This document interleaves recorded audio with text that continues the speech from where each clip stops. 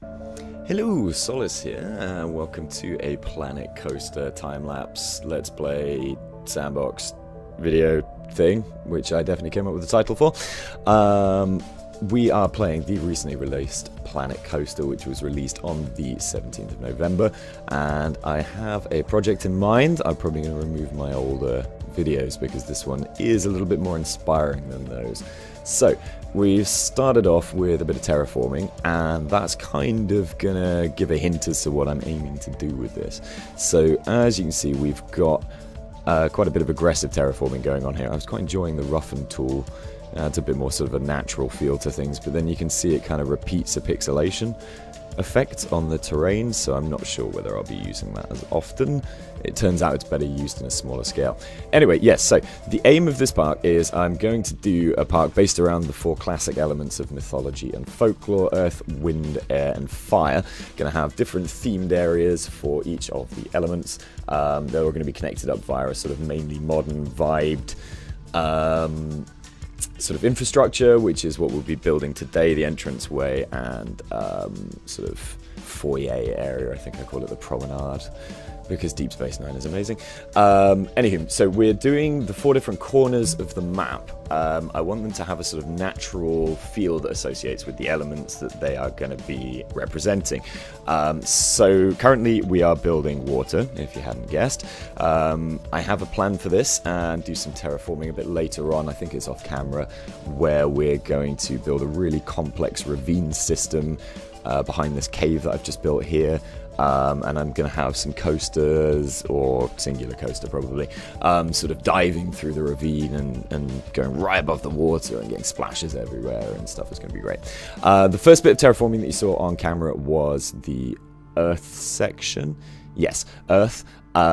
Which I've got a couple of ideas. I'm not quite sure which one to implement yet, but got a bit of a sort of World of Warcraft shaman vibe going on, which is ironic considering I've called the park Throne of the Elements for now. But yeah, I saw a nice little video that C-Top did, where he only did this incidentally and didn't really talk about it at all, but basically he put down some rocks and then he put a green light behind those rocks, and obviously the way that it shone through the rocks made it look like the sort of World of Warcraft nature, earth magic that shamans employ. And I thought that'd be brilliant. So, now the ride he put it on was this sort of crypt runner that was dipping in and out underground, and I've decided to use the same sort of concept, but with lots of glowing rocks, and or a fantastic fantasy forest, because I've got some glowing trees, and that's Earth, right? Nature's Earth, isn't it? Anyway, so we're building the entranceway today. This was a couple of hours of work. If you did see the other videos, which will probably be deleted by the time this is up, you'll see it's a very similar style to what I did before. I've learned from my mistakes though, so this is built a lot quicker, he says, in 2 hours. Yeah, a lot quicker. So what we're doing is just sort of laying a basic infrastructure.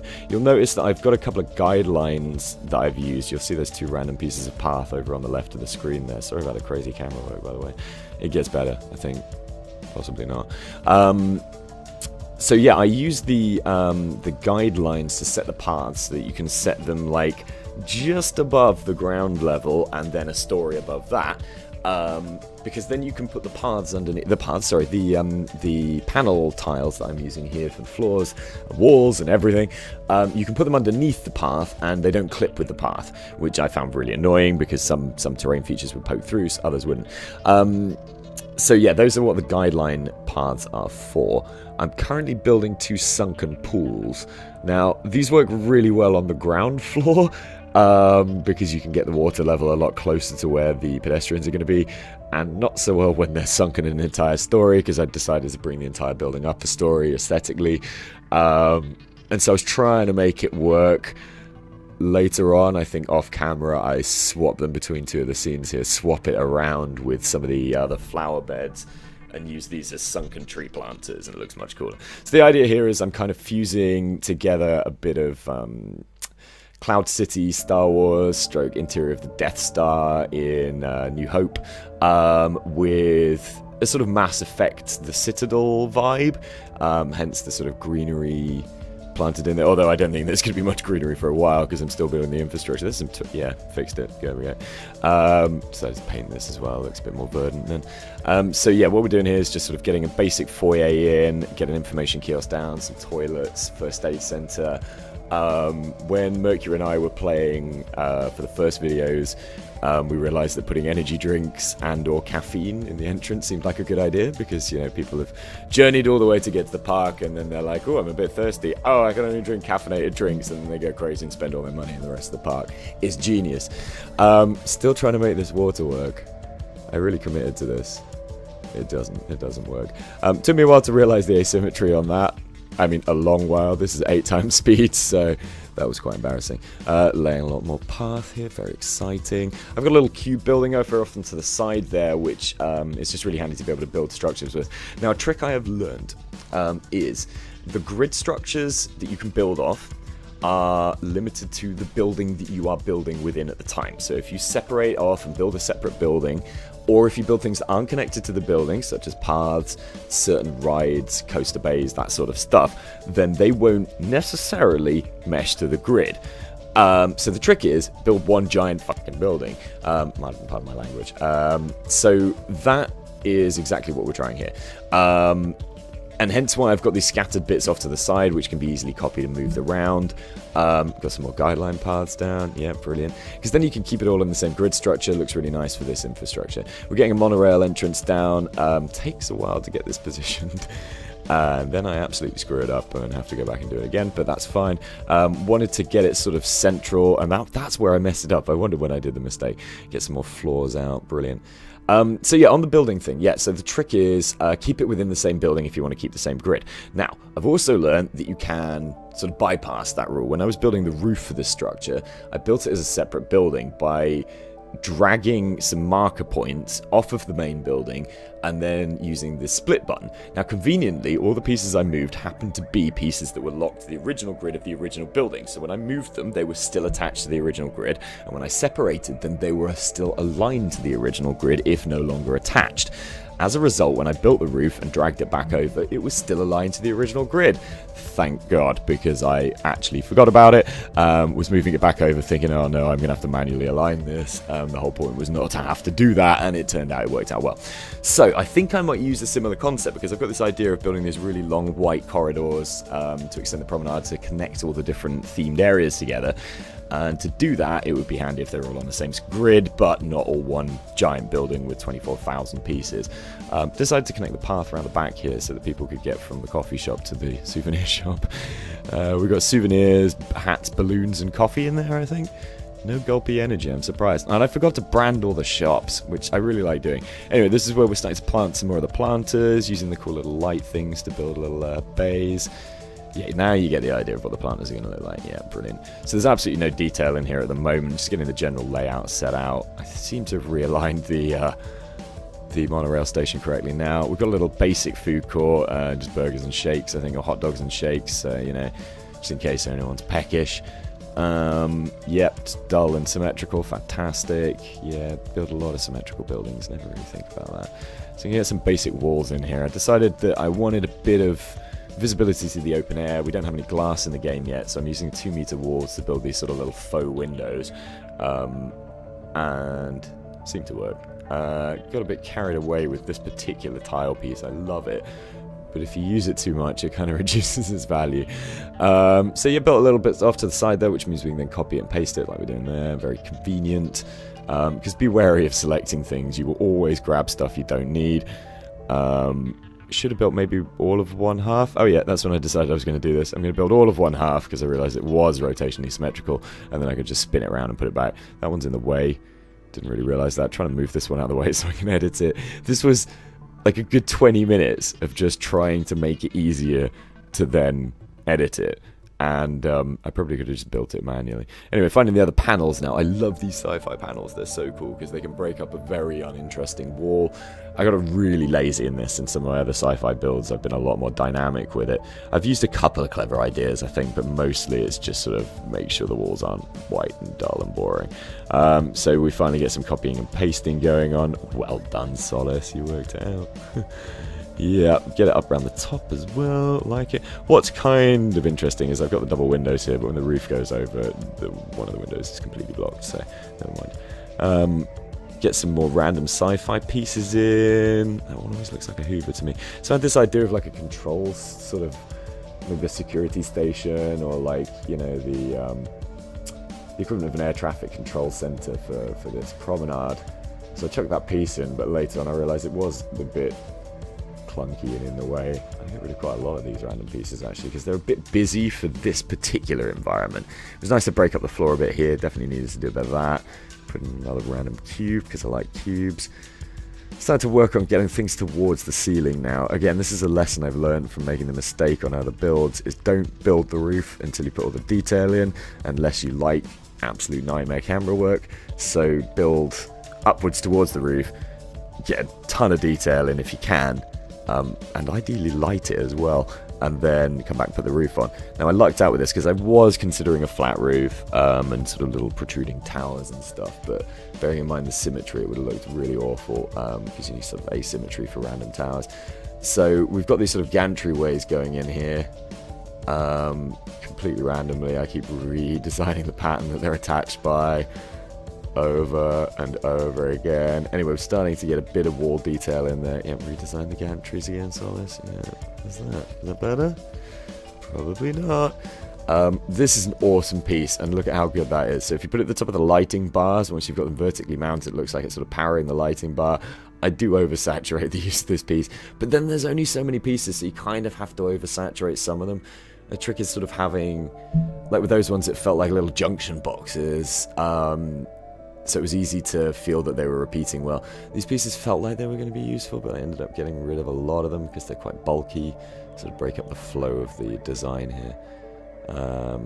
Yeah, again, these pieces look really good, particularly from this height, but when you go in first person, they're kind of floating in an odd manner, so they had to come out. Some of them stayed in, some of them got flipped over. I'm going to break up some of the use of those amazing pieces there. Oh, another piece I hadn't used before. Fantastic. Let's spam the hell out of that. Yeah, brilliant. It's everywhere now. Great. Yeah. Let's use more junction, but yeah, junction boxes. Yeah, everywhere. Cool. So, yep, finally realised that I wanted to get some branding down. I completely forgot the shop still, but looks like toilet roll dispensers there. Changed it around a bit. Yeah, first aid's looking good. I like that that's sunken. It feels quite nice. Get my favourite toilet signs in. Yep, superb unisex toilets. Have you noticed families go into the toilets together? Kind of creepy, the whole family at once. And they all go into the same toilet door, so anyway. Bit confused on what I was going to do with the lighting on the roof here. We're going to come back to actually lighting at night as well. Again, these pieces look like they're going to be really handy, but aren't. Love the hazard strips. Going to use them a lot more frequently, I think, but I just wanted to get a bit of terrain inside this entryway. I love the laser scanner. I've used it in every single park I've made so far because it's just such a cool little entryway. I even had one that had like a decontamination cycle and stuff. Bit unnecessary. I do like changing the lights here to match the beams of the laser though, so it's got a sort of cyan or turquoise vibe coming in through the entrance. And then he used another junction box. Let's get a bit of terrain in. Yeah, hard to put stuff on circular. Yeah, I know it's floating. Don't care. I think I might remove that console. It looks a bit retro. The one that's facing you as you come in the entrance. More junction boxes! Yeah. Cool, get some curves in here. Not really sure why. I think I just liked the curves that I'd used for the laser scanners. Sort of offset there. Really makes it challenging to put a roof on this thing later, but never mind. Roofs in general for these buildings are an absolute nightmare though, because the only interesting roofs that we've really got in the game at the moment are all kind of tiled or brickwork or thatched or whatnot. Or steel and you can't change the colour. So we're using steel and not changing the colour. Because it's that or flat roofs basically. Or manually making angled roofs, which is an absolute nightmare, using just like rectangles and twisting them around, copying them ad nauseam, and then getting headaches trying to rotate and none of them fit to the grid, and no, not worth it. So we're going to stick to the steel roofs for the infrastructure here. I think for each of the themed areas, we'll be able to use a bit more dynamic architecture. I'm really stuck on which architectural themes to use so far. So I've got a great idea for air. I think I sneak building it in off camera, but I'm going to build floating islands. We've tested it out. It does sort of work. Sort of like a bit like Avatar on planet Pandora, because everything needs to be in Pandora in science fiction. And I'm going to use like a Greek classical vibe to that, sort of Roman and Greek architecture, using the stucco set. Decided to build a little cubit stack here. I quite like it. I might use that again in the future.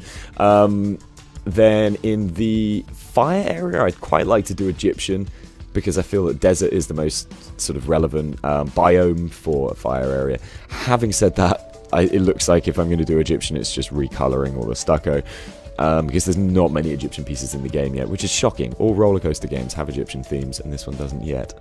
I'm surprised. You get pirates or some sort of aquatic theme. You get some sort of horror theme. You get science fiction theme or modern sort of, science fiction theme. Normally a basic modern theme. And then you get Egyptian. You always get Egyptian. Like, the Greek stuff is normally tagged in with the modern, so give us some Egyptian frontier, please. Your game's lovely. I love you. So yeah, just getting sort of a bit of lighting on the paths there. I decided to go for a minimal lighting approach in this building. I've oversaturated the lights before. My favourite signs ever. I love these signs. So yeah, apparently turning it over is not the best idea. Also realised that we just didn't have space, so we're going to call it Throne of the Elements for now. Give it some basic colours. Yeah, looks nice. Can we get any arrows in? No, wanted to put like an entrance, like where are you now kind of thing, but it stretched the text, so we'll go back to the old same chestnut again. Throne of the elements. And we're going to put the promenade as purple for that, mainly because it matches or is themed with the information kiosk for now. Also, it's not a colour I'm using in one of the themed zones. So working up towards the roof. More junction boxes. Ah, yes, junction boxes. That one would not align, so I had to rebuild it manually. Lovely. I remember to put bins and benches in. You'll notice these are no longer pools. The lower ones are, however, and will look very nice and light, because I've discovered that putting a singular light at the bottom of a pool and shooting it upwards gives a really nice effect that looks very similar to, showing my geekdom here, the lighting in Suramar City in World of Warcraft. On the upper promenade areas, you get the really nice lit sort of crystal pools. We've kind of captured a little bit of that. So I got sorry about the camera work here, very challenged trying to position the trees here where people wouldn't then be sat inside a tree if they sat on the bench. I think I returned to it 6 or 7 times before I finally get it right. I really like trying to get these multicolored trees in, because there's a lot of green trees in this game. There's only 1 yellow and there's only 2 reds, so we want to use those as much as we can just to get a bit of, you know, it's like it's a false natural environment, so having the 3 different seasons seems to force that. You know, it sort of emphasizes this is not a real tree. These have definitely been grown by science. So we went into nighttime mode here, go for some underground lighting, trying to get rid of the blue lights I put in there earlier. Proved to be a lot more difficult than I'd hoped, except on that one, much easier. So wanted to use these giant floods to begin with, because they have cool directional, like it's not corpusculism when it's lights, it's only with it's not even probably corpusculism, but anyway, you know, like god rays. However, they are such a dominant light, and they create such aggressive shadows that I don't really like them, and I end up getting rid of all of them. I miss one for a long time and then finally get rid of it. So we're going for the sunken light inside the planter. I've used lots in the past. I'm just going with 1 for each of these for now. The shadowing's a bit, I don't know. I've got some glowing flora planters I've made that I put on the Steam Workshop, and I might use those. I'm definitely going to use them in the Earth section if we use the nature vibe, and I think I'm going to have to fill up the space. Yep, realising that those pieces didn't look like doorways, moving around, repositioning the eyes. Here comes some more tree work. Yep, get rid of them. Put a red one in. That's much nicer. Lovely. Yeah, get yellows. Love the yellow. Fantastic. Yeah, everybody sat inside a bench, bush even, and every bench they sit on. A bit sick with the camera work. Lovely. Finally found that other floodlight. Nice. You see, it looks much nicer with the minimal lighting on that, because then the actual signs themselves illuminate really brightly. So we're going to build the roof, and here's what I was talking about, where this is a separate building, but because I dragged it off the main building with a grid piece and then hit the split button, it's still aligned to the primary grid, and I'm so happy I discovered that. So I was deciding on a roof design. I wanted to get a slightly Asian vibe to it, sort of slight Asian architectural vibe. Ends up looking a lot more like a McDonald's drive-thru, but if I hadn't said that, hopefully nobody would have thought of it. Unfortunately, I always think of it now whenever I see it. But I'm quite happy with it. It's a dynamic roof. All the roofs I've done in the past have been very, very boring. It's a nightmare to fill in the corners on this, which I was discovering about now. Yep, okay, what am I going to do? Bitten off a lot more than you can chew here. Yeah, really don't know what to do with this. Maybe we'll build a little tower thing. No, that doesn't solve the problem because it keeps on coming down here. We'll fill it in a bit and think it over. Yeah, get all that filled in. Lovely, everything's lined up. Do the bit over there, the tram. Yeah, nice. Beautiful monorail even. It's not a tram, but it might be a tram. Fill in all those and work out what we're going to do with the corners. Alright, we're just going to cheap out and just do flat pieces and little triangles. Cool, that'll work. These bits on the inside, ugh, it's so badly cheated, but never mind. So use the little triangles here, get them to fill in the corners, so it's actually a sealed roof. This bit, I'm not proud of this. Like, it worked-ish, and you can sort of hide it from below, but I know it's terrible, so it'll always be terrible in my mind. Right, should have deleted these earlier, would have been much easier. Finally get rid of all of those. I can see the problem now, but I didn't fix it then. So we move it and put it in the wrong place, and then we finally get it on. How convenient is that? So yeah, build off your original grid. If you're going to do separate buildings and you want to keep constant right angles and squares to everything, build off the original grid.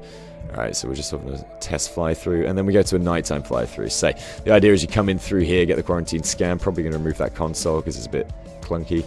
Come up the main stairs. Oh, I'm in the Throne of the Elements promenade area. Buy myself a priority pass.